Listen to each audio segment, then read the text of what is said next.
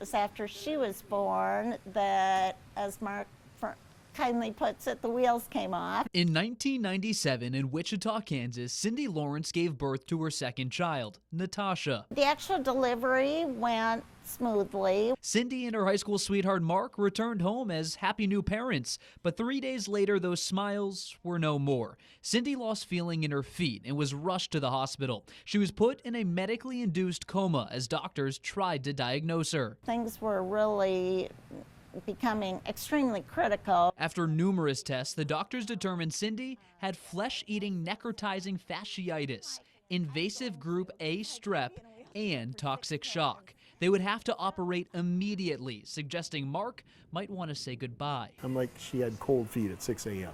How am I saying goodbye to my wife at 6 p.m.? Doctors continued to operate on Cindy for days as Mark watched and waited. Why do I feel so at peace? We are saying goodbye. And I'm going to be a single dad to a 3-year-old and an infant. Fortunately, that and his farewell weren't needed. Doctors solved all of the issues, except one. Cindy's legs turned black with gangrene. They were forced to amputate both below the knee. It was the best thing. It was the thing that saved her life. After 2 weeks of being in a coma, Cindy finally woke up. The doctor explained everything they had done and what her new life would be like. The doctor just stopped right there, and she stopped, and I looked at her, and she looked at the doctor and says, okay, what's next? What was next was months of rehab, teaching herself how to walk again. And throughout that process, Cindy found her new passion in life, the sport of golf. Part of my goals as I was still in inpatient rehab was I wanted to learn to golf. First, Cindy had to learn how to walk again. She did so at the same time as her newborn, even making it into a little competition. Then she set her sights on the links.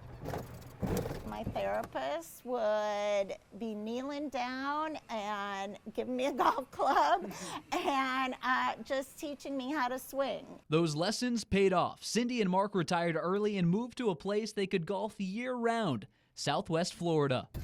Just found I really enjoyed it, and it was more about meeting all the people. Cindy now plays 5 days a week around our area with Mark on her bag.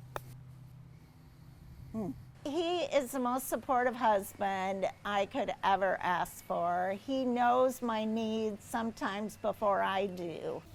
I'm just lucky to be a part of it. I'm her caddy. She's the talent. Competing as a multiple limb amputee, Cindy Lawrence. The duo just competed in the U.S. Adaptive Open, a new national championship featuring the world's best golfers with disabilities. It was really, really cool and an awesome experience. Cindy finished first in the women's double amputee category for the second year in a row.